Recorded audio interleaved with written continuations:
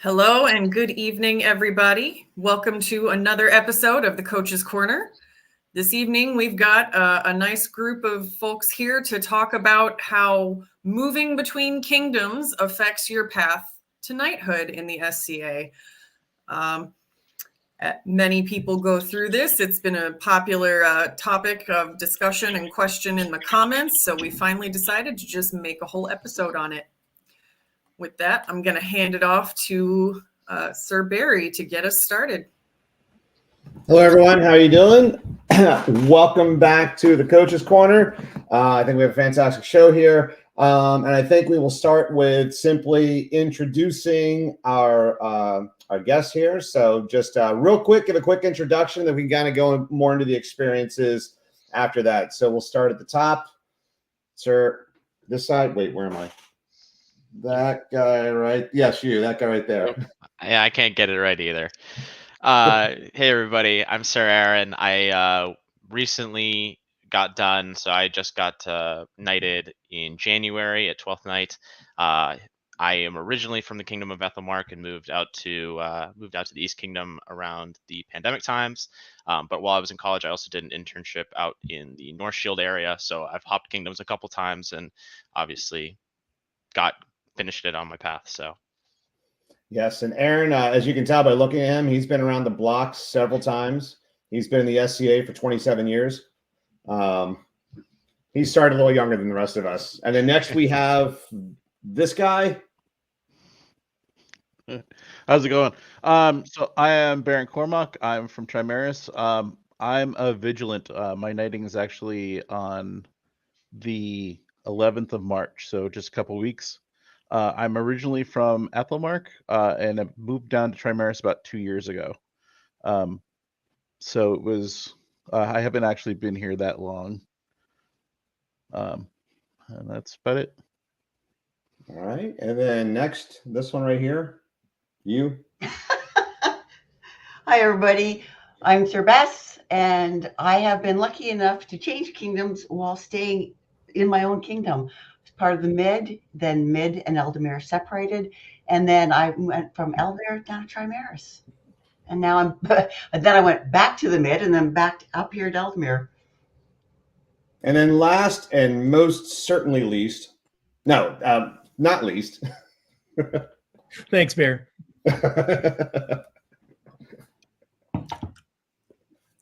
I am Sir Simon.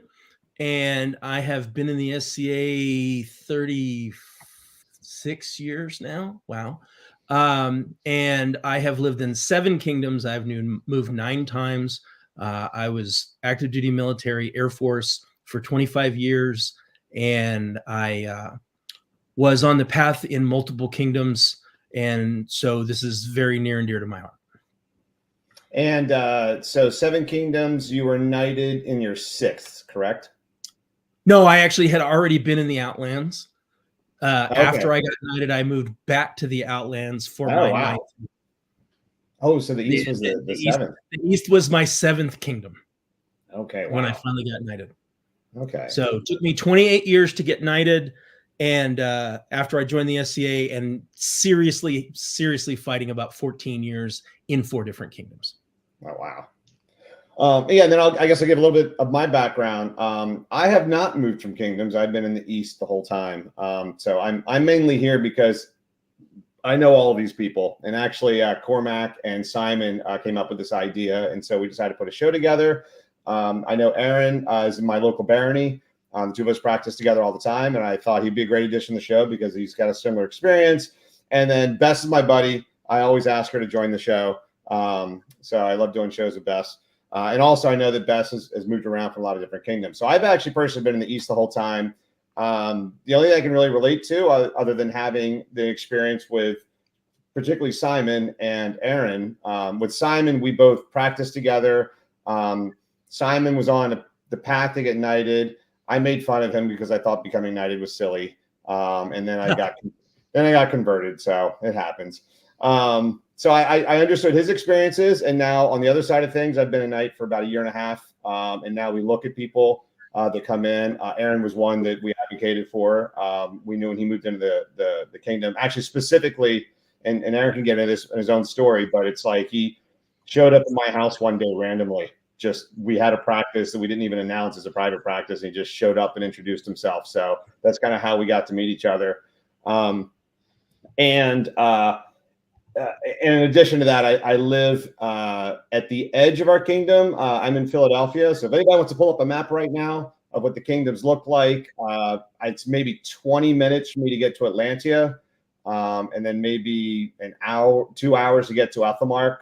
So I've done a lot of events in Ethelmark, and in Atlantia, and then in the East Kingdom. And it's neat seeing the different cultures. That's something that I can relate to. It's just each kingdom has its own cultures. Or even some of my best friends are actually in Atlantia. One got knighted just before I did.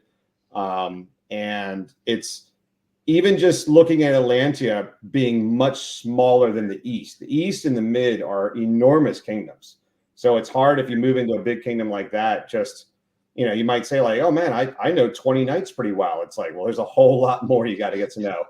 And on top of that, Barry, where I lived in Delaware was an hour south of you. Mm-hmm. And so for the entire time I lived in the East Kingdom, I was the farthest south fighter in the entire kingdom. And our local practice was 45 minutes to drive one way for me. Right. Yeah. And to go to one of the practices in Jersey or in Philly was an hour and a half to 2 hours. It was actually easier for me to go to Atlantia sometimes. And so I would go over to Storvik in Atlantia or down on the peninsula, because it was actually easier to go fight in Atlantia than in my own kingdom. So that's kind of my unofficial 8th kingdom. Oh, wow. Wow.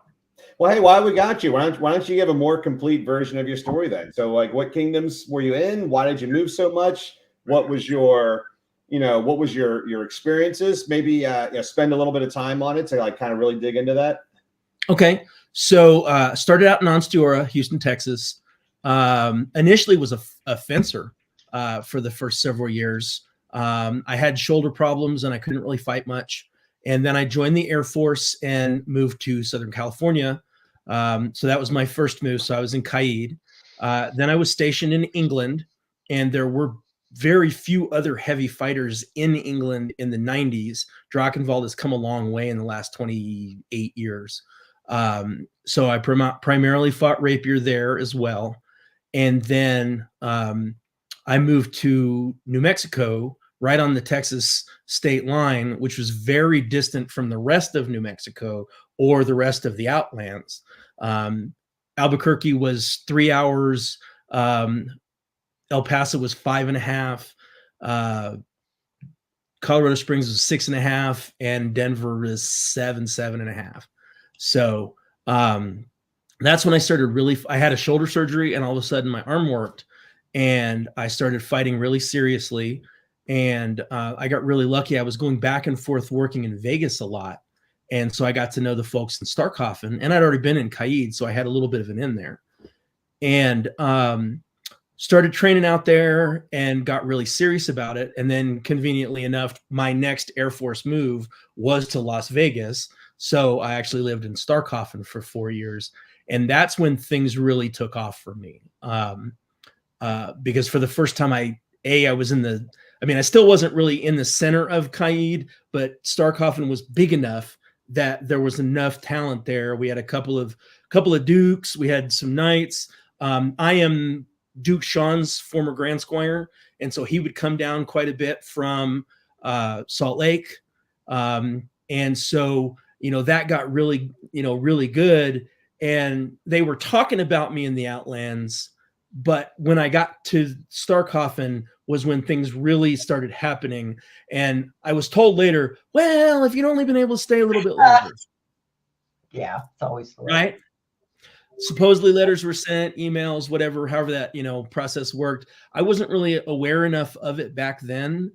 The advent of Facebook and Coach's Corner and all the YouTube stuff hadn't really blown up yet. So like advocating for yourself wasn't as much of a thing. And obviously that's something we've talked about in the run up to this call.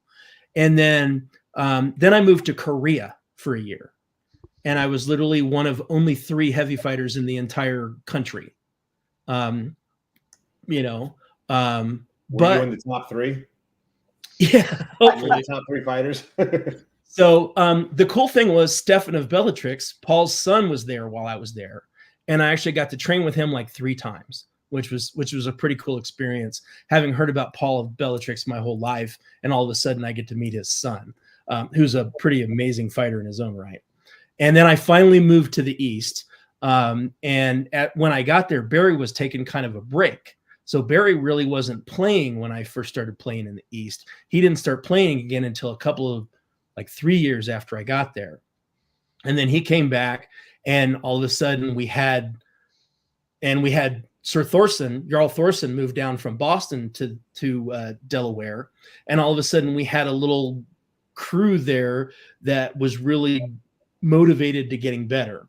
Yeah. And Actually, let me interject on that just a bit to give my perspective of it. So like Simon was saying that, not only is he new to the kingdom, but he's at the very edge of the kingdom. He said down in Delaware, and even they had a pretty regular practice going on that was decent, and a lot of great people at that practice, but not at Simon's caliber. Like Simon was a top level unbelt at that point. I don't think there were any nights at that practice when you were there. that was it. You had, maybe I think Steiner would show up sometimes and not quite at your level, but at least was a challenge. But he'd fight with greatsword, and that was pretty much, you probably got pretty good at fighting.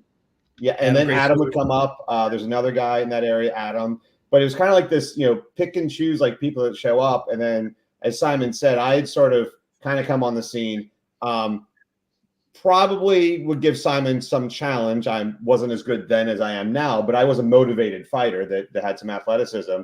And then, I would think that Thorson moving down was probably a really big boon for you, because Thorson's a real top of the top level. When his game was on, he was like, could have been a Duke if you wanted to. He is a Count, and really solid fighter. For sure. If he'd wanted to win another one, he definitely could have easily. Yeah. So go ahead. Well, I have a question. So, Aaron, you and Cormacc, Simon said he transferred because of military, and as a military person, I'm assuming they were all military related. Simon, you're. Yep. So, as a military person, your job. I'm not a military person, but I'm assuming it remains relatively the same. Like you're not transferring from insurance to being a rocket scientist, say. No, I was an aircraft mechanic the whole time. So your job is consistent. You went into your job, your profession, knowing that you would be changing jobs. So Aaron, Cormacc, did you guys, when you were changing, did you change for jobs? Because I think Simon might have had a slightly easier go of it because he was changing and some things didn't remain consistent. So if you're going because, I don't know, you're changing jobs, then you're worried about, oh, it's a new kingdom, it's a new job, it's I got married, something along those lines. Why were you guys moving? If you'd like to talk about it. Yeah, I can go first. So I had just graduated college in 2020 and then moved down to Philadelphia. I had an opportunity for a job down there, and also had an opportunity to be closer to certain members of my family and opportunities, so I took it. But since I graduated in May 2020, right when there was a massive pandemic, it definitely had pros and cons for that. So, I mean, there was definitely a much lower SCA presence and pressure to participate in any way. So there was a nice ramp up there, like Barry kind of hinted at. My first practice was a 9-foot spear practice in Barry's backyard to be socially distant. Yeah. So yes, we were more than 6 feet apart the whole time. Yep. That's right. That's right. So obviously I think it definitely changes. I didn't have to juggle multiple balls at the same time. It was kind of get used to work, get used to a pandemic. Okay, and now slowly ramp up the SCA activity as events start coming back and practices get back, and we figure out how we're handling all this. And Cormacc, what about you? So for me, it was quite a bit different. I actually, over the time of the pandemic, I kind of reconciled with my ex-wife and moved. She had moved to Florida with my kids, and so I came down here to essentially be with them. So it wasn't like, oh, I had to move. It was like a by choice kind of situation. The reason I'm asking is tonight's episode, of course, is about changing kingdoms, but changing kingdoms isn't necessarily like, oh, I just go from here to there and nothing else in my life is unchanged. Yep. It's, in my case, I went from Canada to the United States. Well, holy crap. You guys don't know how fast 100 kilometers is, for example. And I had no idea how hot 90 was. But those, the kinds of things that, if you're close to, or you're becoming well known in your previous kingdom, and now you're changing kingdoms, not only do you have to, establish your life, your mundane life, get busy working on your mundane persona, but now you have to step into the SCA as well. And I'm just wondering about the juggling of those. But it sounds like, Aaron, you didn't have too much difficulties because your work life remained similar, and it was the same profession. And Cormacc, you were with a person that you known, and your family was the family that you'd known before. So that part wasn't significantly changing. And then Aaron, you would have been the biggest one, but you were lucky enough to move during a pandemic. So you got to sort of get to know your online community before you met them face to face or 9 feet apart. Is that right? Yeah, essentially. Though Barry will argue with me about how well we knew each other before I showed up at his house. Did we know each other? I don't think so. Not really. I got the information, I think, from the night marshal at the time, and he was like, "Oh, there's this thing. You should go to that." And so okay, yeah, and literally a little bit of inside stuff here, but Simon knows who this person is. The person who goes by the name Bad Hands was our night marshal at the time. And I think Aaron had reached out to him, and he's like, oh, yeah, there's a guy named Barry who's running a little unofficial practice at his house. Just show up there. And I got, people from my household showing up. And then this random, and Aaron had long hair at the time, too. Just this random person walks in. And I was like, okay. Let's Do fight. you have armor? Have you done this before? Meanwhile, he's been doing it for 10 years and was a real rock star and everything. And then we did some spear dueling. I think he killed me the first time. I was like, oh, okay. We're doing like the whole dogs, like sniffing, peeing on each other's tree kind of thing and figuring that all out. But fortunately, I think the SCA, at least, well, actually, this might be an interesting thing is talking about the cultures of the different kingdoms. I know in our area now, I think we're very open and understanding, trying to help people kind of kingdom. But I have been in certain areas in certain eras where that was not the case. And it's very standoffish. So does anyone here have a story about maybe from one kingdom where they had a hard time, getting in? Anybody want to jump? Simon? So it's funny. There's actually 2 cultures that I experienced in the East in 5 years. I was on the cusp of the change that you're living right now. When I got to the East, it was very different. Thank you for changing it. I was along for that ride. Tanaka, Ryu, Thorson, those cats were instrumental. In fact, Tanaka was one of the first people I met in the East, and it was very different. But yes, when I first got to the Outlands, I got there right before 9/11, so 24 years ago. And, I show up and I start fighting. And, I was a rapier guy first, but I really wanted to fight heavy. And there was a very much a culture against rapier and a culture that was very insular when I first got there. And that also has gotten better over the years. In fact, when I moved back to the Outlands from the East after I got knighted, I could see that there was very much a different culture. So yes, you definitely deal with that. That was something that I think Beaufret brought up, was the different cultures. When I first got to Caid, the first time I was in Caid, I wasn't fighting heavy seriously. I was kind of, shield wall fodder at the occasional war, right? By the time I went back the second time, I was on the path, fighting, training hard, all the things. And so honestly, that helped. The fact that I'd been out there, I knew people, but I did see people that maybe didn't get the same treatment, reaction, welcome, you know. And I'm very fortunate. We talked about this in our prep over the last couple of days. You know, I'm very outgoing. You know, I love people. I make friends easily.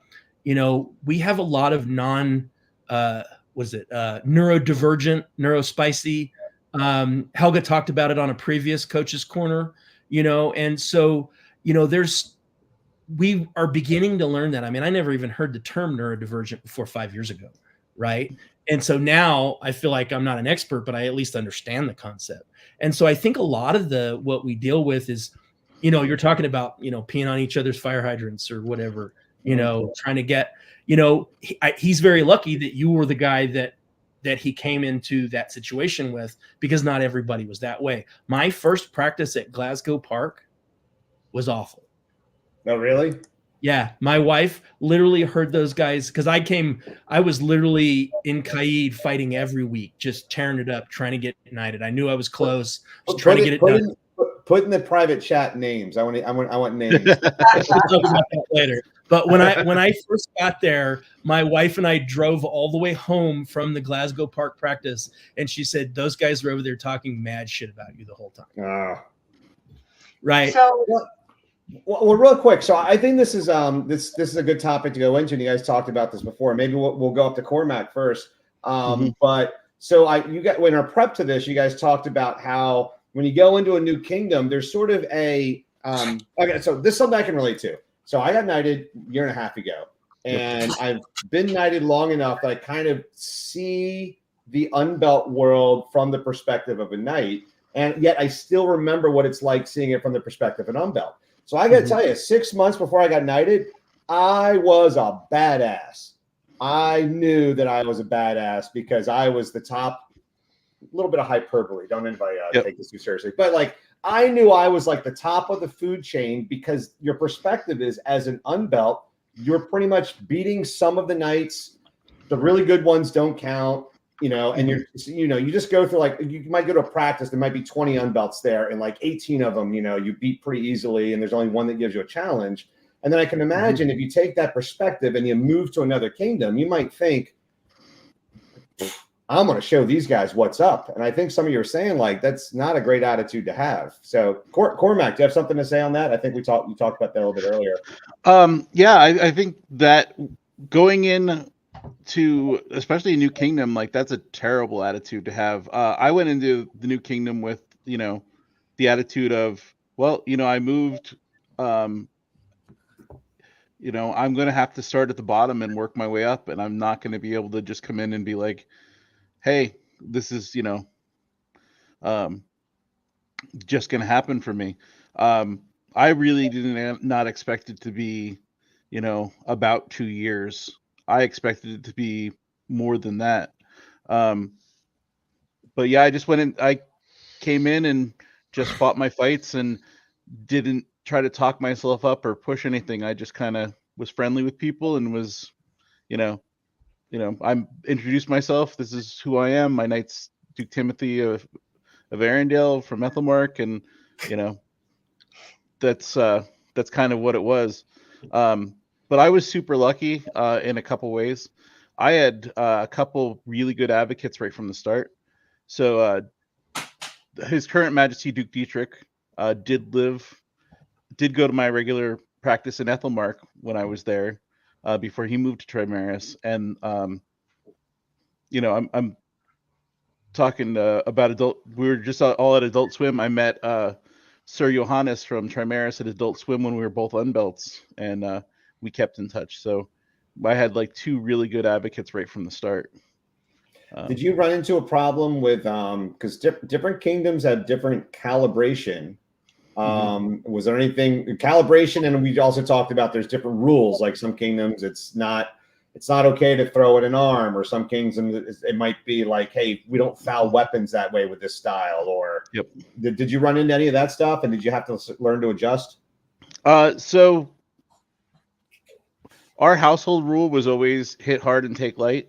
Yes, and you do hit hard. I have a piece of armor specifically that I built because of a practice we had together. So I always kind of took on the same level of that Trimaris is at, which is not significantly lower than the East or Ethelmark, but it is lower. The one adjustment I had is in Trimaris, a face shot, whether it's a thrust or a strike, is positive pressure. And I'm used to, a face shot in Ethelmark East Atlantia still has to be a regular good shot. So there was a little bit of adjustment there. But other than that, I felt like I didn't have that many issues. Just as we're talking, I want to point out that if you're in the Facebook chat right now, and I'm not talking to the guests, I'm talking to the viewers, there's a lot of good examples being put down the comments of inter-kingdom anthropology. Mm-hmm. And we're not so much here trying tonight say, well, in this kingdom we do this. Although I do want to point out what you said, Cormacc, is really relevant. So I don't want you to think I'm not saying that. Mm-hmm. But what when we're talking about the various inter-kingdom anthropologies, some places do fight on their knees or don't, or the positive pressure thing, right? Yep. Like that was, or like a regular shot. I think that's super important to know before you head out. I have a question though for everybody who's changed kingdoms before they were knighted. And this is for any coach who's watching and for any kingdom that's going to be hosting new fighters. So, hey guys, our guest here tonight, what advice would you like to give people who are changing kingdoms? Hey, if you're changing kingdoms, learn from I don't want to say mistake, but learn from my experience. It would be a good idea to do X or Y. And what would be good for the hosting kingdom to do? Hey, in my case, Eldemir. Hey, Eldemir, if you got somebody coming in from out a kingdom, it would be nice if you could do X or Y. Have you got any suggestions? Aaron, you've been a little quiet on this. Have you got suggestions that you could make? Yeah. I think now it helped me a little bit since I was only moving one kingdom over. Ethelmark and East share a large border, so the advice I'm going to give is easier there. But while kingdoms can have their own cultures and are kind of insulated a little bit by the borders of the known world, at the end of the day, the fighting community is actually pretty small, all things considered. And through Penzik and Adult Swim and Gulf Wars, a lot of people know a lot of people, and really even it extends outside of the fighting community. So I think if you know where you're moving to, lean on your existing community to make those connections to help you, and leverage those as you go into your next kingdom to say, hey, I just moved here. What can you do? Like, what are things I should know about this kingdom? Can you help me meet new people? Can you spend some time working with me? I think that those are really big ways to jumpstart you in a new kingdom. Yeah, actually, I have a bit on that too, Bess. So it's gotten so much better in the last 5 to 10 years. Because I know a lot of people hate social media, but honestly, Facebook has helped me so much. Keeping in contact with my people, making new contacts. I've got a squire that just moved into a different kingdom, and I just put him together with Cormacc at the start of this call, right? So how cool is that, right? And so having Coach's Corner, Adult Swim, more people are going to multiple wars. We're all on Facebook together, and there are, say, 20 to 25 well-known folks, right? And I would put it out there that depending on the region that you live in, you probably, it's like the 7 degrees of Kevin Bacon. Somebody who knows Duke Tim. Somebody who knows Duke Sean. Somebody who knows Duke Sven from Onstiora. Somebody who knows Branos. Somebody who knows somebody who knows somebody, right? And so I would say that if you're in the process of moving, something that I didn't really have is, have one of those guys reach out to one of their homies in that region and say, hey, this guy's coming, and have a really honest conversation with your person that you're asking for this help. How do you assess my fighting level? How do you assess all my other things? Am I reasonable to expect that I'm going to be considered? How do you think they will view me when they see my fighting and my prowess and my poise and all of my PLQs, right? And so then when you have that conversation, say I'm in the West and I talk to Helga or Sean or somebody, and then they reach out to somebody on the East Coast, and then they can be very clear, and you can know what message is being sent. Aaron, sorry, I was just wondering if, like, obviously you have not had that experience.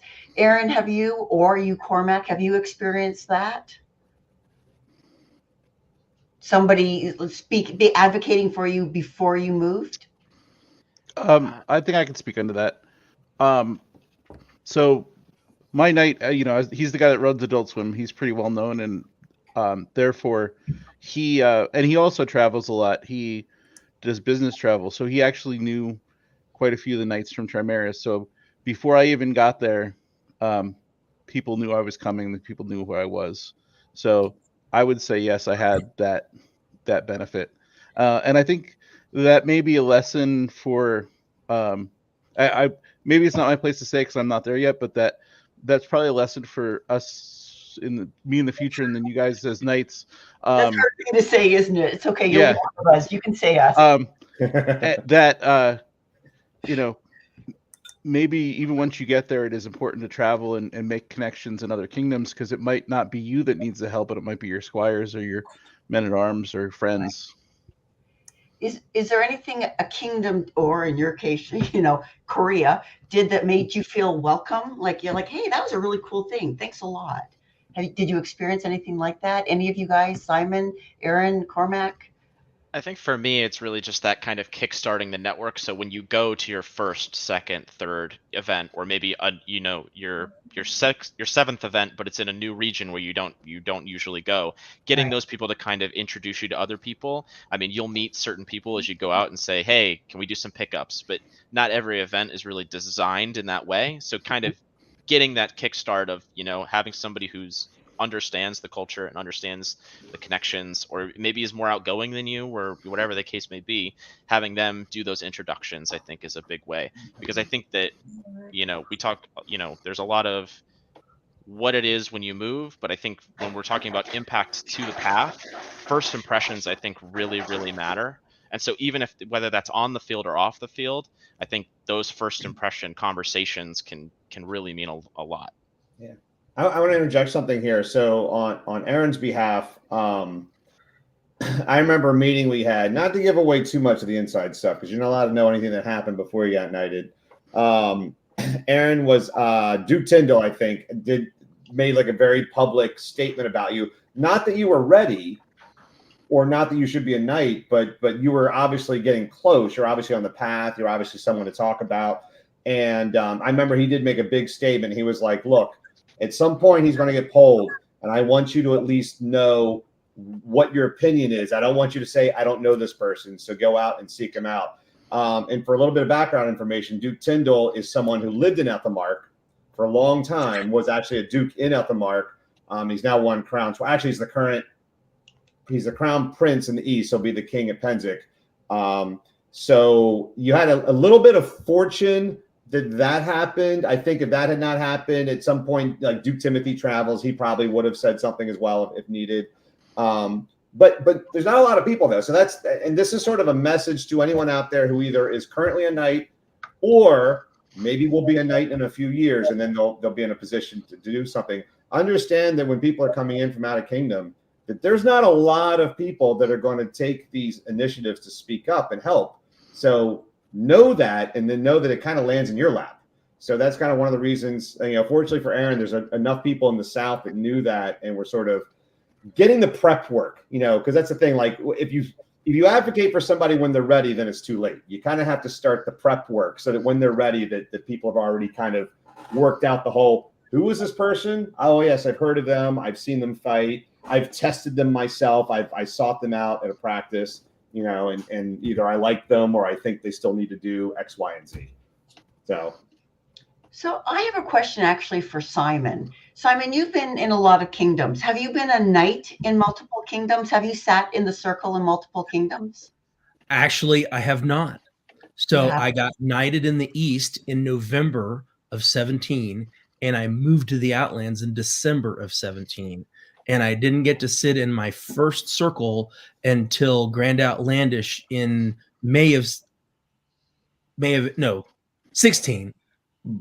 November 16, moved in December of 16, sat in circle in Outlandish in May of 17.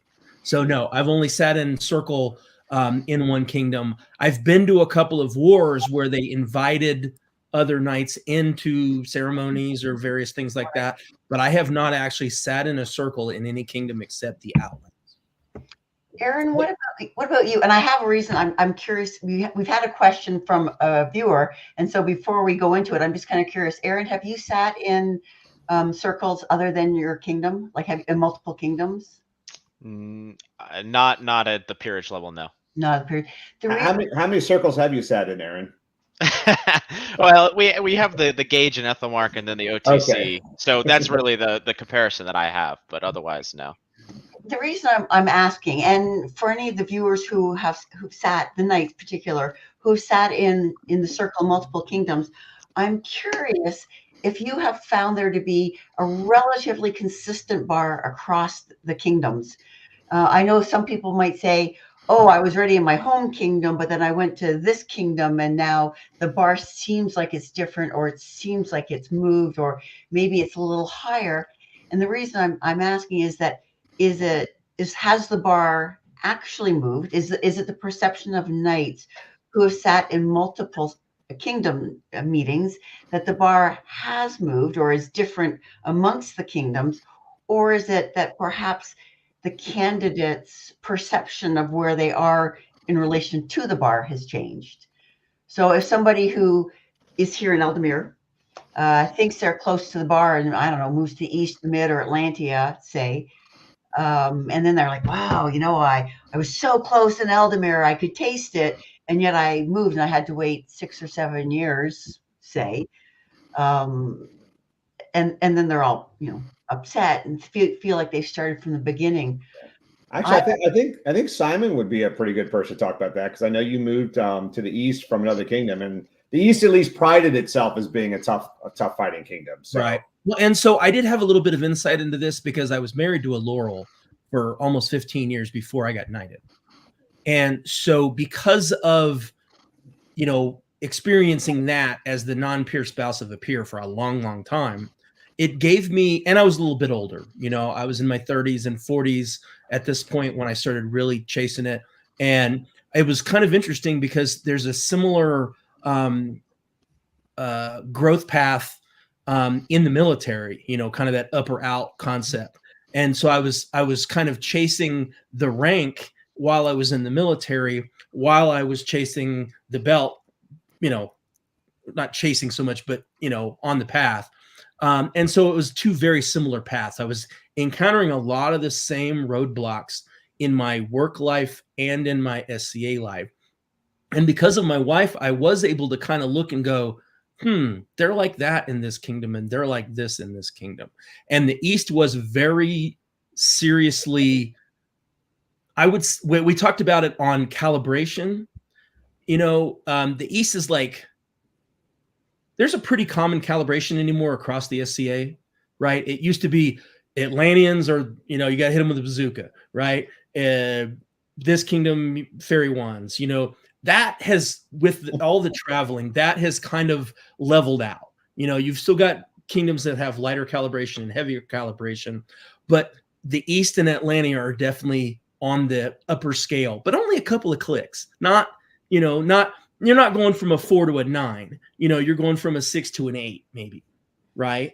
And it was the same way with the other pieces of the puzzle, your are you doing science or arts and science? Are you doing service? Are you a leader? Are you taking on those other roles? If we drop you in a place where there's no group, would you be able to have a group working within a certain amount of time? All those things, you know what I mean? And so the East definitely was on a different level from what I was used to. So the answer to that question is yes, Bess. They're kind of, and it's a moving target, you know what I mean? But there's definitely certain kingdoms are harder to get knighted in than others. and I feel like I earned my way in the East. See, that's interesting. It is, and we've had a couple of comments saying, "Hey, Bess, that's an anthropological question," and that's absolutely true.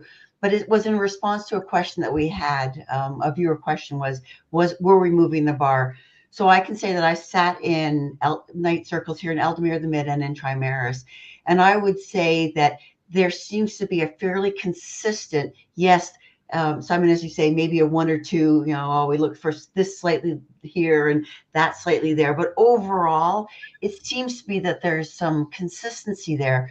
So for people who perhaps have said, oh, I've moved kingdoms and I fell behind, 8 years, I was going to be knighted in 8 months and it took me 8 years. I would like to suggest that the possibility exists that the situation is more complex than stupid new kingdom, stupid harder PLQ requirements. Oh, for sure. I mean, it took me 5 years once I got to the East, but there were 2 deployments and a knee surgery in there. See, exactly. And I'm thinking, if you're moving, you could be moving for a new job. You may have delays for surgery.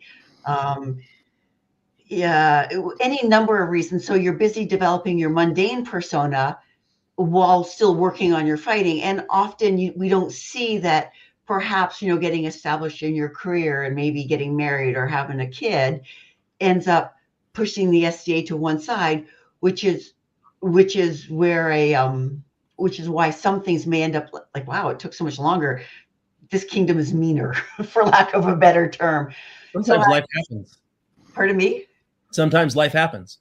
Yeah, sometimes life happens. And, had you stayed here at home, wherever here at home is, if you'd maybe gotten married or had a kid or bought a house or done whatever, it would have taken longer. Or perhaps even you were not as close to the bar as you thought you were in your home kingdom.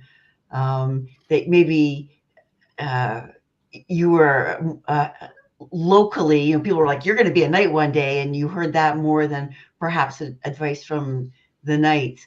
And and we're getting a lot of interesting comments. You see me glance down every once in a while. I've got the comments coming up as we're talking about them. But I would say that especially with a move, delays from a move can easily be attributed to not that this is a dick kingdom, but that, life is happening. And I think that's really important to hold on to. Yeah. Yeah. I want to interject something real quick. This is a lesson I got. It's just a little bit of analogy, which I probably shouldn't do. I'm going to do it anyway.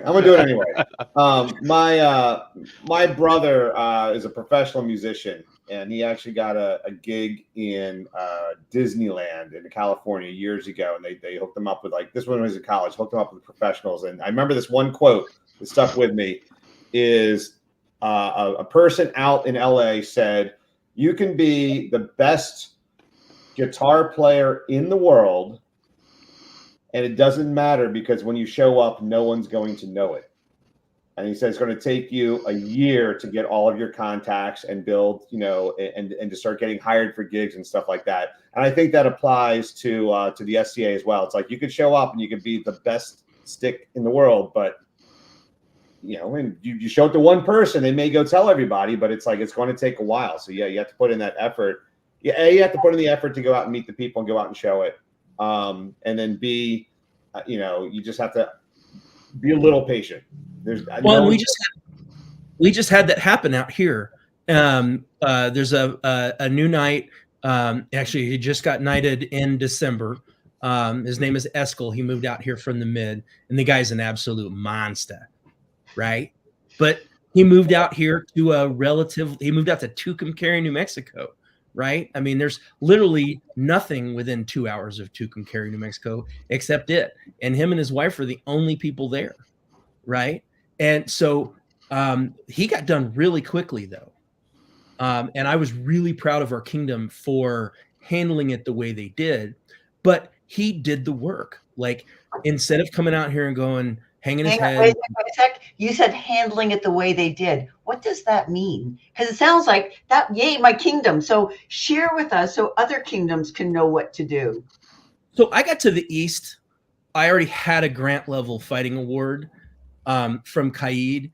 and I had AOA level fighting awards from multiple kingdoms, right? And I started having to get those fighting awards again in the East to climb back up the ladder again, right? And Duke Sean talked about this a few weeks ago in the Getting Knighted on a Budget, right? They had a guy that moved, he was in Montana or somewhere in Artemisia, and he had AOA fighting awards from 6 different kingdoms or something, you know? And then Sean goes up to Montana and fights the dude, and the dude puts it on Sean, which if you put it on Sean, you're a pretty good dude, right? And so Sean said, okay, this guy's legit. He did all the research on the rest of him, and he went back, and he was the king at the time, and he basically told his circle, look, dudes, if you don't know who this is, you need to find out.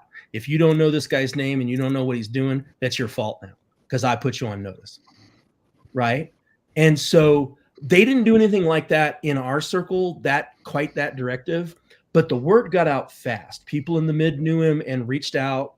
You know, I know Kith from the mid. I know a few other people in the mid. There are other people that know, you know, we travel a ton. And all of a sudden it was like, hey, check out this guy Eskel, right? He's the real deal. And then boom, I think it was maybe a year and a half, you know, which is phenomenal, especially where they live. And so I just, you know, they didn't make him get a whole bunch of new awards.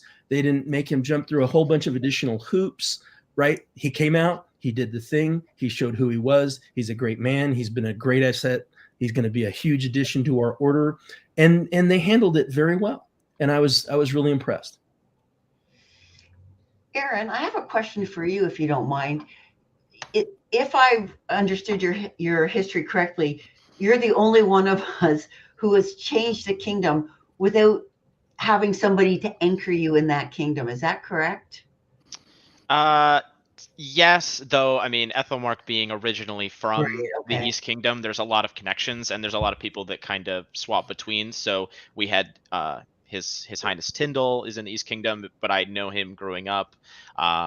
Sir B spends a lot of time over at the Nutley practice, and which is not terribly far from me. I still sometimes attend Tim's practice, and it's not too far. And my dad, who is Duke Cygnus the Blissful, originally from Ethelmark, but you know, spent time playing in the East, knows Duke Ron, and there's a lot of connections there. So I didn't have necessarily one direct anchor, but I was able to leverage that spider web of connections of, oh, hey, do you know so-and-so? Oh, yeah. And then we can talk and relate, and kind of gets me in the door. Huh. So that's interesting. And Cormacc, you had your wife, your partner was down there in Trimaris, right? Yep. So Simon, did you go anywhere and just like not know people? Yeah, the East. I didn't know anybody when we got to the East at all. Zero. I had never been west of Texas, except when I was in England. You know what I mean? I'd never been east of Texas except when I was in England. And so that first year was tough. You know, there weren't back then, the community in that part of the kingdom wasn't fantastic. Just to go to a really deep practice was a 2-hour drive minimum, you know, and I was doing that like every month or 6 weeks. And it still took a while, so there were a handful of people, Tanaka, Ryu. We had a hugely deep unbelt group right then. Almost all of those guys are knights now. Bill, Harold, now Bari, Ryu. There's a huge group in that southern, like the Jersey and Philly region, and they welcomed me in very quickly. Arn is another one. But right at first, no, I knew nobody. It was completely zero people. And so that was hard. It was really starting from scratch. But when we had Thorson move down, all of a sudden I had an advocate. And that was a huge help. Yeah, if I can interject a little bit on that. So two things. Okay, a couple things. So we talked about how Simon was in the South. So there's a couple things going on. First of all, the East Kingdom is shaped kind of like a kidney. So we've got this. I don't know which way am I going to go here. I'm going to go this way. Am I doing this right? Yes, Yeah, I'm you're gonna doing do it right. Okay, Yeah. yeah. A banana, but we're with you. Yeah. So we have like Delaware and Pennsylvania and New Jersey, and then we hit New York, and then the kingdom kind of does this turn past New York. And New York is it's a big barrier. It's got a lot of traffic through there. So to get past New York is kind of a big deal. So the southern region, I mean, New York is sort of part of that, but there's really like below New York. And again, just to get to New York was like 2.5 to 3 hours for Simon. And so we had this sort of New Jersey contingent. Now, one of the things that's going on at the time when Simon was coming up is we had this very big household culture in our kingdom. Reminds me a little bit of maybe the mid with like the dark moon and the dark yards and the stuff like that. Yeah. What's that? Trimaris is also, or at least when I was there, was a big household kingdom. All right. So if Simon comes in, for example, if Simon had joined Bloodguard, that Or ICOD. But yeah, may or may not have helped him. It may have helped him because he gets a bunch of advocates pushing for him, or it may not have helped him because a bunch of people don't like him because now he's associated with this group that's their adversarial group, whatever. Yeah, we had Bloodguard, we had ICOD, we had PDK. Serpenius, VDK. Yeah, we had a very big household culture, and Simon's coming in way down in the sticks as a loner kind of person. So that's a big challenge. And you even have to learn little things. Like I tell people in our area, I tell them Nutley is your key to knighthood, because everyone north of Nutley, but who doesn't know, Nutley's kind of like this, probably a world famous practice. It's very deep, very high end practice. It's right there in New York City. You can access it from New Jersey and Philadelphia. You can access it from Boston, places north of there. And it's almost like this, like if they approve of you, then that kind of advocates for everyone north of you. If they don't approve of you, everyone north of you assumes that you're not ready. And like little things, like I told Aaron that I was like, hey, you got to start making up to Nutley a couple times, get those guys to like you, test you out, and that's going to help a lot. So those are some of the challenges that Simon had to run into. And you even have to, not just that the challenges are there, but you have to know that the challenges are there. Someone has to tell you that, someone that kind of knows what's going on. And we talked about, I've been squired to 2 different knights over the course of about 15 years. And I was at a point where I was like, I'm part of Sean's household. I love my knight. I'm over it. You know what I mean? I wasn't going to join one of those households because I didn't know how long I was going to be there. Yeah. You know what I mean? And so to get in and have to go through their whole internal process. And I thought at the time that I was being very diplomatic with because I was reached out to by those households that Barry mentioned. And, there was kind of a thing going on right then between them. And I was just like, you know what, I'm staying out of this.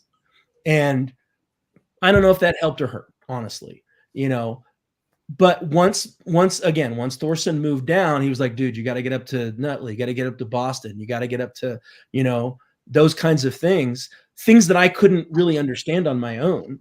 Right.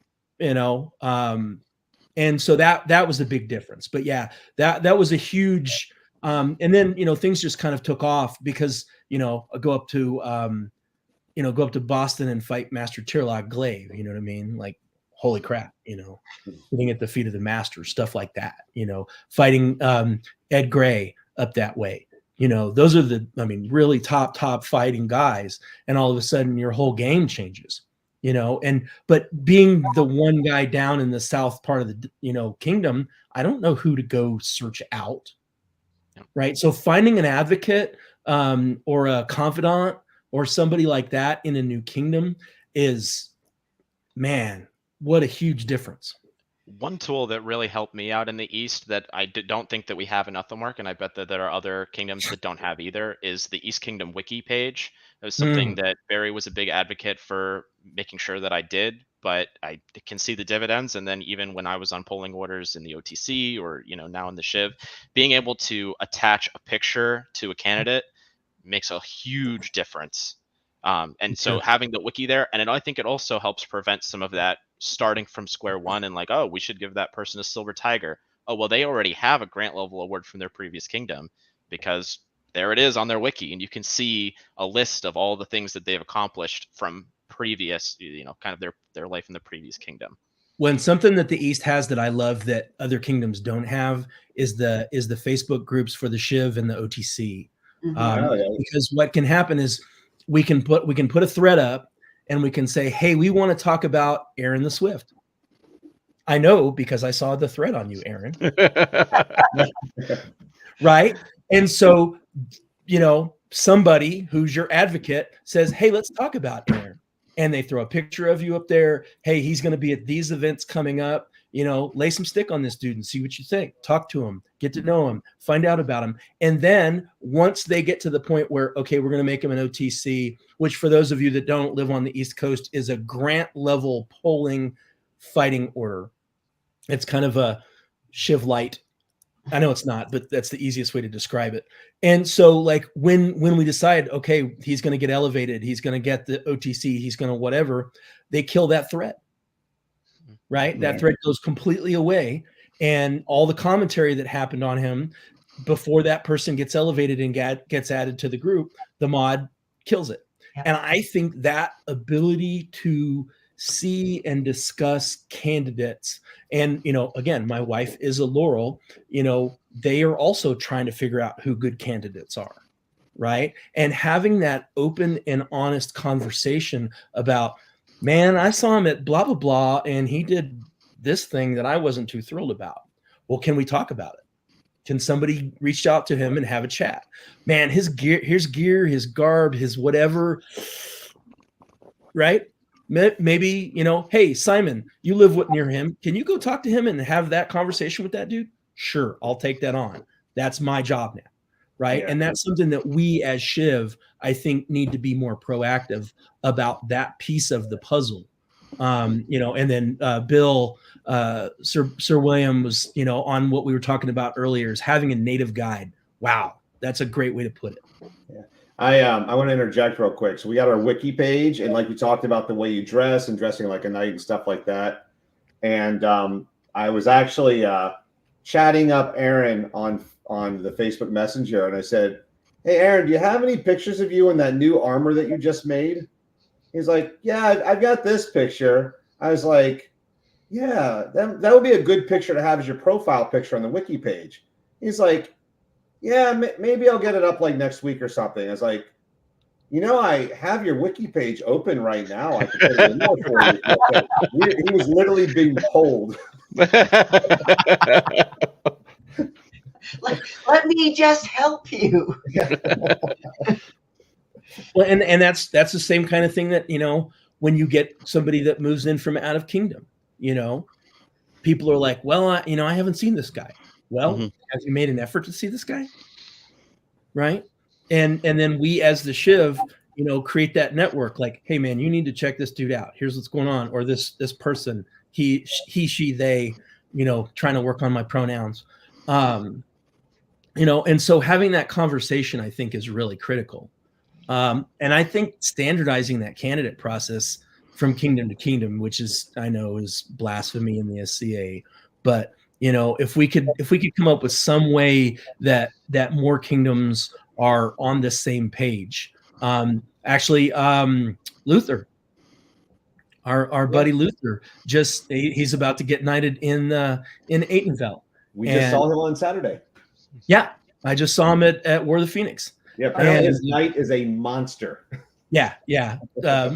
Magnus is a hill troll, and but so when Luther posted on Facebook, hey man, I'm moving out. Hey guys, I'm moving out to the Phoenix area. I reached out to him because I've known him for years, and he was better than me when I got knighted, for real, and that was 7 years ago, and he's still not a knight. And he took some time off. I think he had an injury or something, had some work stuff happen, but he's like, hey, I'm moving out to Aitenveld and I'm planning on playing. Well, I play in Aitenveld a ton. And so, me and my squire, who both know him well and know a lot of people in Aitenveld, reached out to our buddies in Aitenveld and were like, hey, this guy's legit. He's the real deal. He wasn't in Aitenveld a year, and they're doing him. So kudos to Aitenveld for getting that done.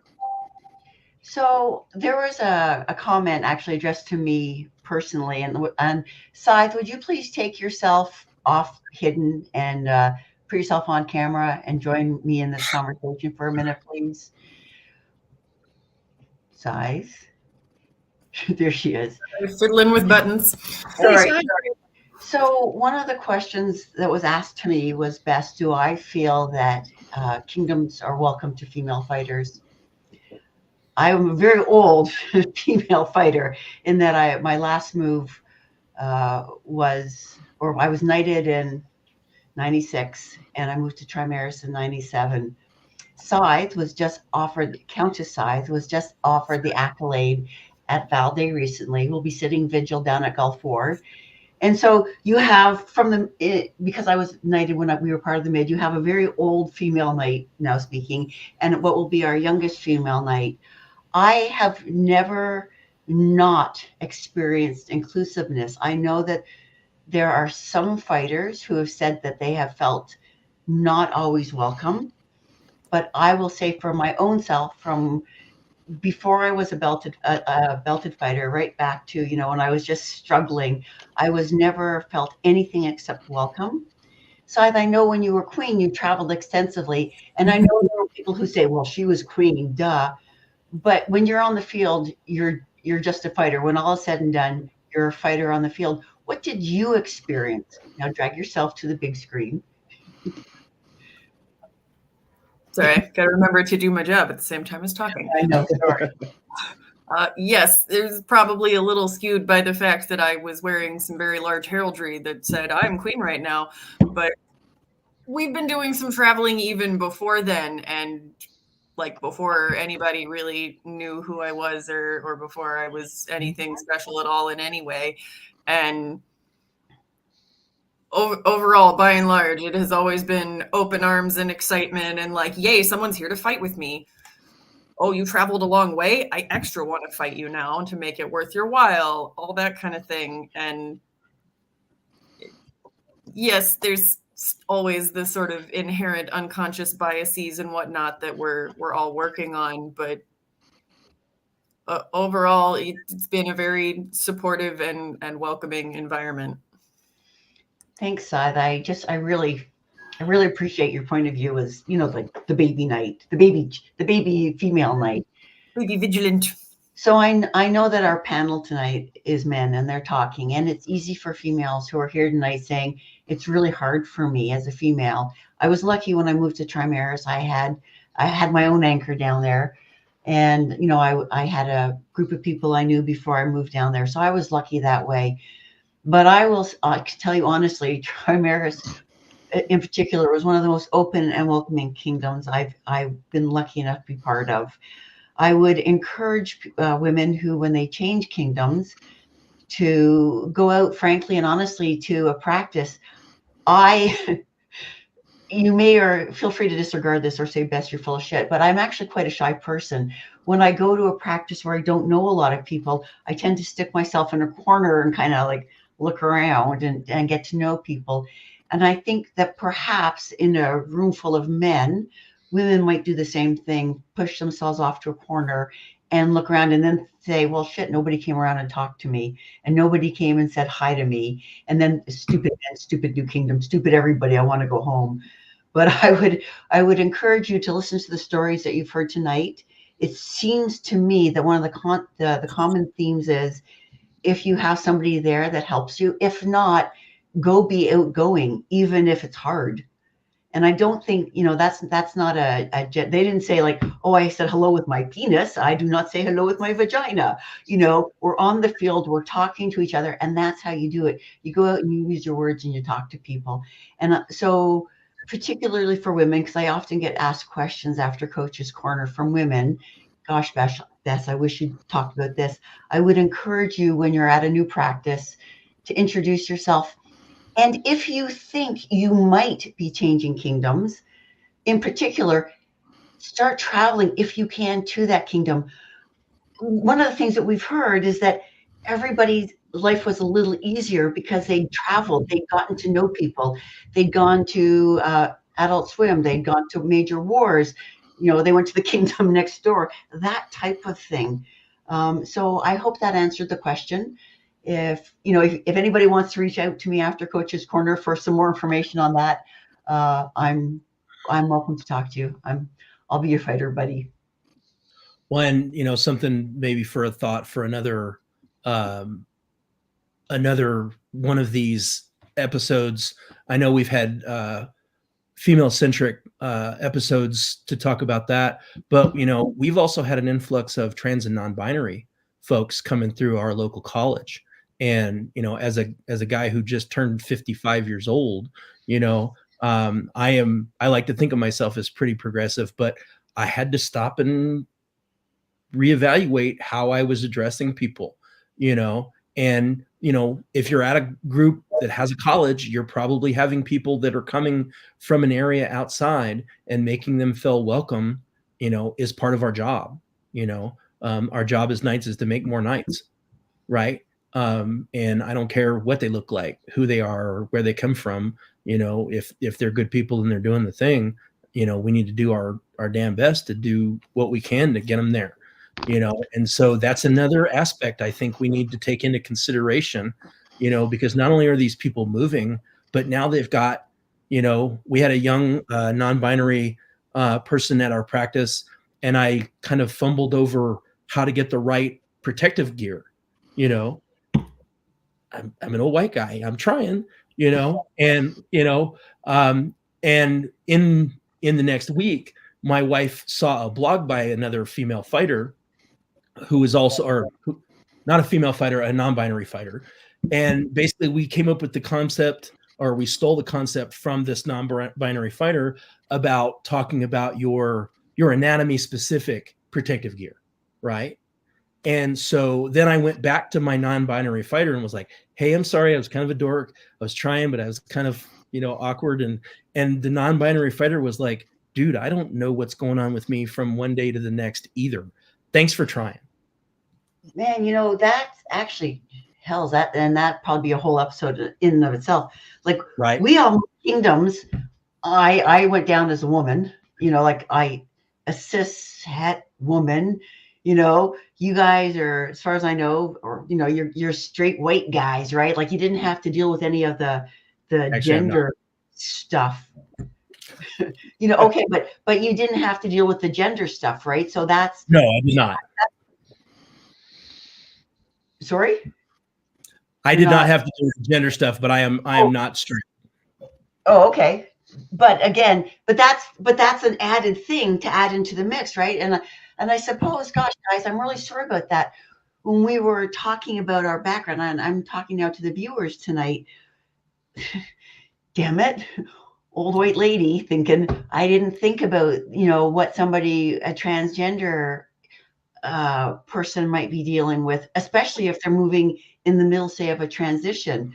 Boy, I don't know. I got no answers for you, and I can't make them up on the spot, but it adds to the complications of moving and changing jobs. And in my case, it was changing countries, and all your money is the same color. So that was weird. So I think if I was changing, like, literally who I am at the same time, that would be a whole different and deeper aspect. I'd like to think that the SCA is receptive to that, but I also know that things are hard. So yeah.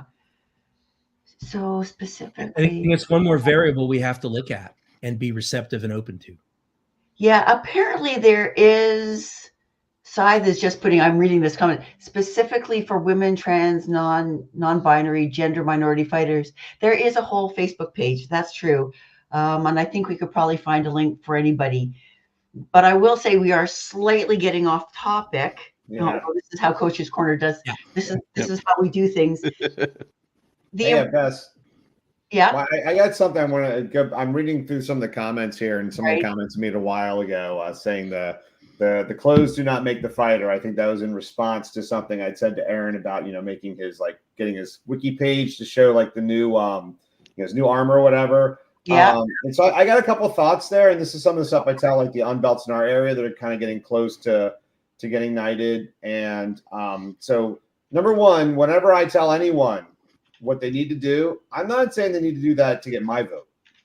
I always tell them that you always have, this is something I think a lot of unbelts don't understand, is that the order, especially in the East, there's like 100 knights in the East that are active. And so you got 100 separate opinions, and everyone gets to vote however they feel like it, even if it's bad, right? We try to do the best.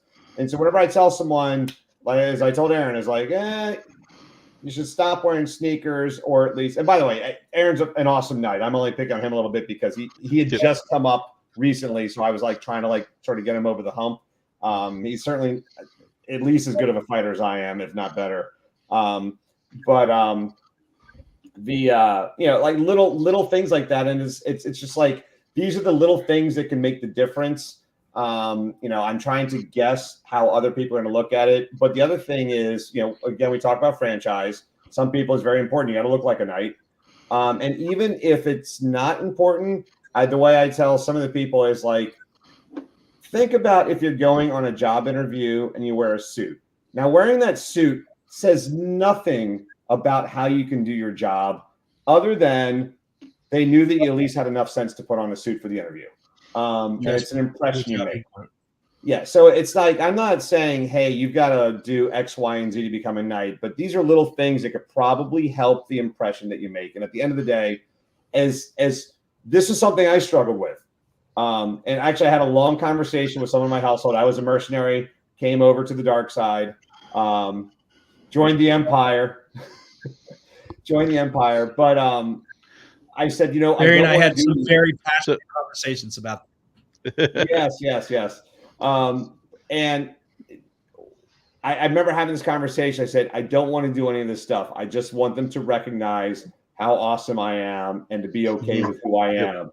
And my friend said, well, I've been doing that for 8 years and I'm still not a knight. So it really was do you want to rip the Band-Aid off and just get it over with and do like the little things? Or do you want to drag it out and be like, hey, I've been beating 50% of the ship 50% of the time for 5 years now. How come they haven't done me yet? Well, we've been trying to help you.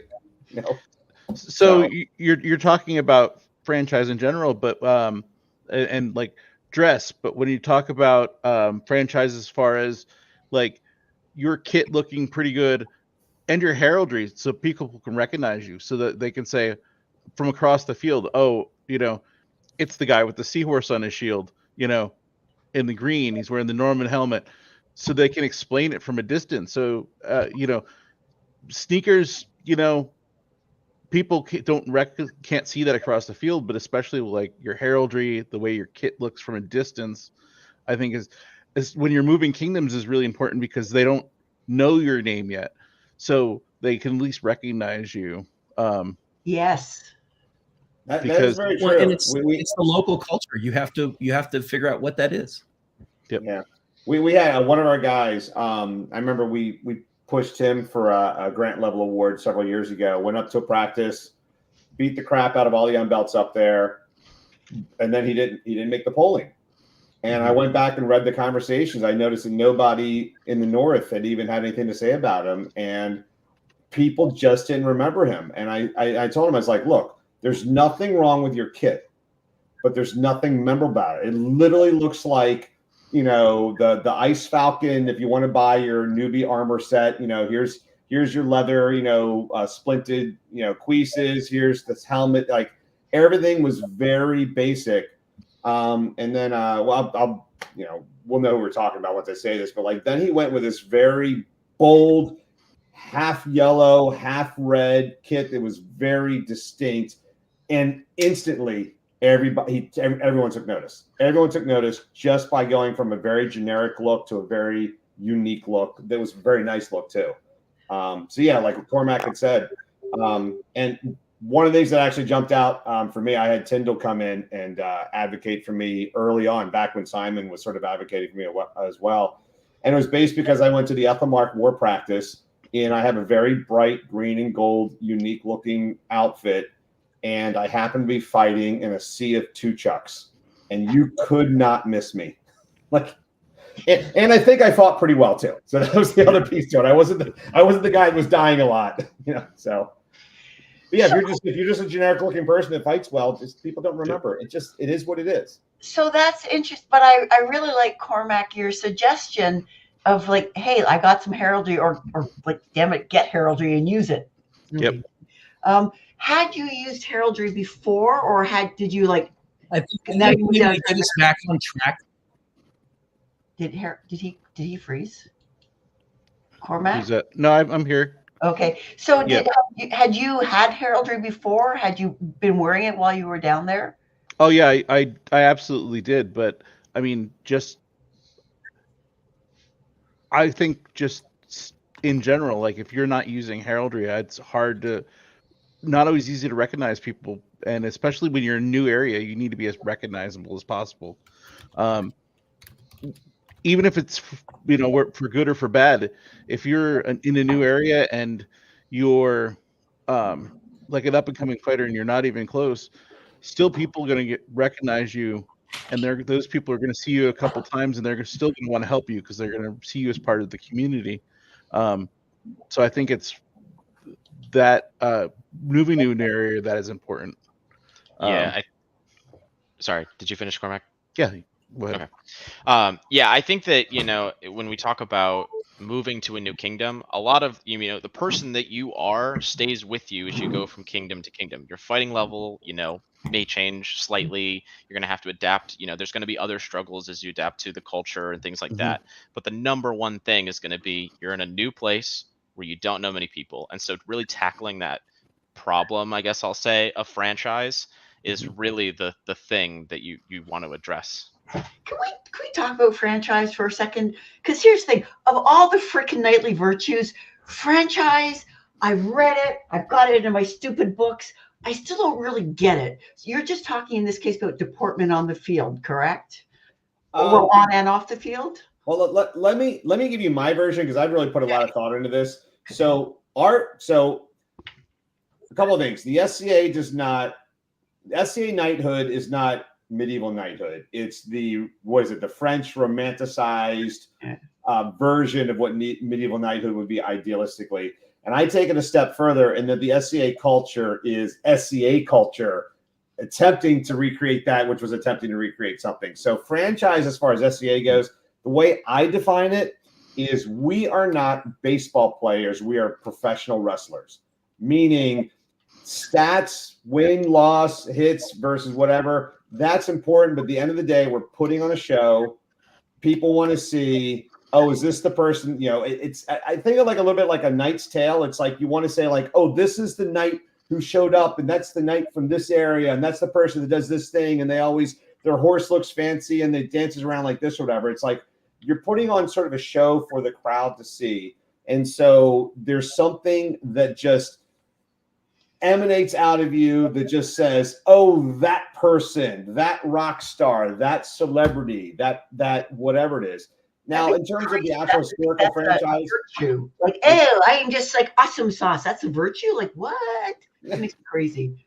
Well, and I think in terms of the virtue, the whole idea is supposed to be like, do they carry themselves like a knight? And it's like, okay, yeah, are you a decent person? Do you stand up for the weak or whatever? Are you an honorable person? Stuff like that. That's part of it. But then again, to go back to my brother, the musician, he had a band once, and someone said, look, you guys, when someone walks into the bar, they should be able to look around the bar before the band starts playing and identify who are the 5 people that are in the band. You should not just look like another bar person. So the same thing, you walk into an event, if the knights didn't wear white belts, you should still be able to figure out who the knights are. And that's kind of what it comes down to. And maybe not at an event, let's say at a melee, like at a practice or a tourney or something like that. And anything. Yeah. Well, so franchise. Well, let me finish this point real quick. So I remember specifically when Aaron had made his new armor, and his old armor was fine, but he made his new armor, and we had a tournament the night that he actually got his writ. So the day that he got his writ, when he beat Sadb, the day that he got his writ. That's why he got his writ, because he beat someone we knew was going to get knighted soon. So anyway, he had this new armor that was just like a sort of shinier version of his old armor, but the tournament was specifically an unbelt tournament. It was about 50 unbelts showed up, and it just so happened where this tournament was. It was basically to pick teams for like this, which by the way, Simon has won before, I think, as well, or finished second or something like the top 2. They were in the finals, the 100 minutes Captain Award tourney. But what happens is that when it gets down to the last couple of people, everyone is watching. Everyone there is watching these people fight. And I remember Aaron, in a sea of unbelts, stood out. He looked like a knight compared to people that had armor that didn't quite fit right, and they had stickers on their helmets, and their nothing made sense, nothing stuck out. And then you could see Aaron, and you're like, wow, that he doesn't fit in with these people. And to me, that's kind of part of what franchise is. Do you look like you belong with the Knights, or do you look like you belong with everyone else? No offense to everyone else. I've got a video out there about how we all started somewhere. But the goal is to always just kind of improve, and then eventually, you get to where everything's looking good. So all of this is to say, Cormacc, great point on the heraldry and making a point of sticking out, or making a point of being your best self, at least on the field, which is where fighters really get to know fighters. I think that's a terrific point. When we're talking about moving kingdoms, if you're going to get known, heraldry is a terrific idea. So yay, heraldry. Pick something easy to draw. Have we, guys, did we cover all the questions? You viewers have been asking us so many questions, and you've been thank you so much for your participation tonight. It's been really hard to keep up with all the comments. I think we've addressed the questions. Some of you guys have been making just comments, and we appreciate that. I think we've addressed the questions that had come in. So I think we're good that way. Do we want to start with our wrap up? Have we hit all the topics, Barry, that we had for tonight? Well, I don't know. I don't even know what we're doing. I'm 2.5 years in. I think for a person who's new, this is my third kingdom. That was helpful. Oh, yay. Thanks, Christopher. That's really nice. What difference? Okay, so we do have one from a friend of mine, Tyler. He says, what differences in culture surprised you the most or caught you the most off guard when you guys moved kingdoms? Again, I had no idea how hot 90 degrees was. I came from Celsius. That's actually a good question. We talked about culture tonight. I would say culture is so subtle that, we're the SCA and we have the umbrella of the SCA, and then it's subtle interpretations. It's almost hard to make blanket statements. I will say in the conversation leading up to this, some kingdoms in the past, although it's changing, like we talked about, might not take an arm shot, or maybe Madu was verboten in that kingdom type of thing, although not in the SCA. That might be some of the things that I found unusual moving kingdoms. Cormacc, what about you? Well, I mean, as you probably know, living in Florida, obviously this isn't a culture thing, but the fact there's no soil, that is just sand. And you have to grow gills. Yep. But I think the household culture in Trimaris kind of surprised me. And from not from a negative, but it was just not the same in Ethelmark. I mean, people have households, but everybody kind of gets together a little bit more as a group and forgets about that. But the households do a lot of things in Trimaris on their own, and that's not a bad thing. I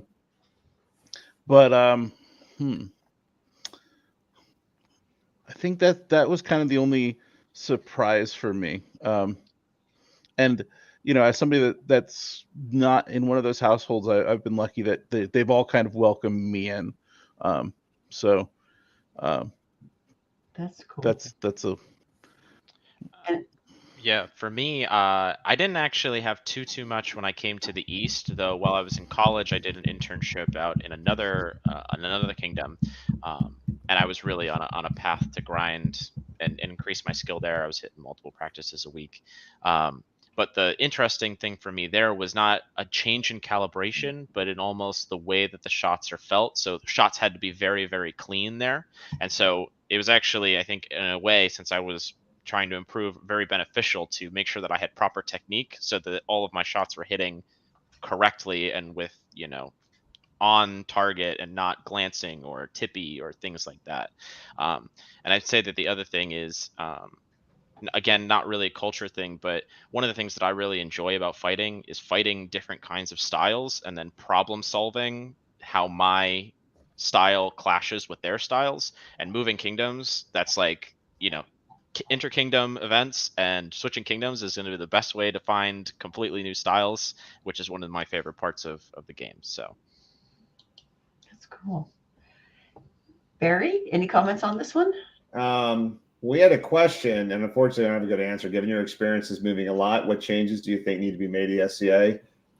Simon actually had a whole lot of answers, and unfortunately, he lost signal, so he's not here now. So I'll tell you what, I will pester him to try to get to that comment, and he might be coming back. I'm back. You coming back? I'm back. Can you hear me? Yes. Okay. It looks like he's All coming right. back. So this is going to be the teaser. Do changes need to be made to the SCA? There you go. For you, Simon, go for it. Man. You've only got 2 minutes. Do changes need to be done to the SCA? The problem is you need to have multiple crowns in multiple kingdoms with the same idea moving in the same direction at the same time. Because every time we get a new crown, they can just change kingdom law and change things or do things differently. But I think if we could find some kind of way to have an SCA, I mean, we've got an SCA shift on Facebook, right? I think every kingdom should have a secretary of the order, right? And that person could keep track of candidates. That person could keep track of people moving in and out of the kingdom. And if they had a secretary in each kingdom, then those people could communicate with each other back and forth from kingdom to kingdom and basically say, hey, this is the guy without any of the, maybe it's his buddy, maybe it's his this, maybe it's his that. This is the kingdom order secretary says, we've been polling this guy. We've been talking about him. He's on our radar, whatever, however you want to characterize that. And then you can literally go kingdom to kingdom, direct dial, bam, and say, okay, this is what we think about this guy. This is why. This is what he's done. He moved. This is why we couldn't get him done in our kingdom. You guys should really look at him and handle it accordingly. That's a big ask in a group as disorganized and frequently dysfunctional as the SCA. Is to get all the kingdoms on board with doing something that standardized. Nobody wants a checklist for knighthood. Nobody wants a checklist for peerages. This smells and tastes and walks very much like a duck, like it's a checklist for peerages. But I was angry for a long time. I am no longer angry. I have been able to get over it.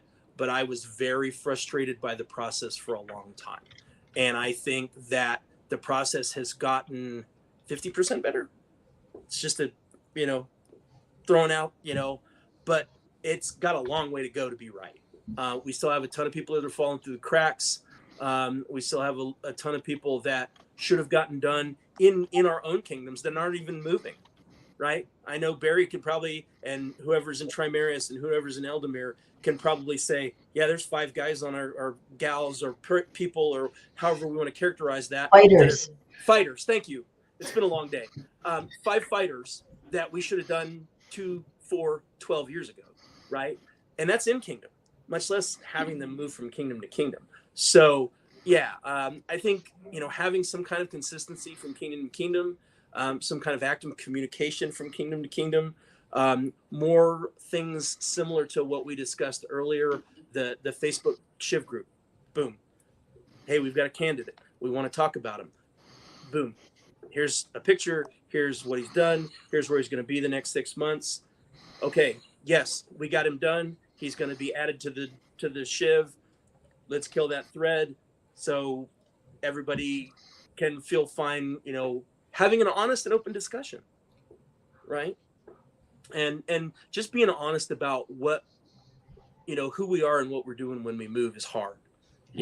We're all the heroes of our own story, and so you get in a new place And it's hard. It's hard to advocate for yourself. You know, it's hard to know where the line is drawn between advocating for yourself and being a jerk. You know, I was a jerk some. I know it. I'll own it. You know, but it's hard. You know, you get in a point and you're just like, you know, where do I stop? Where do I start?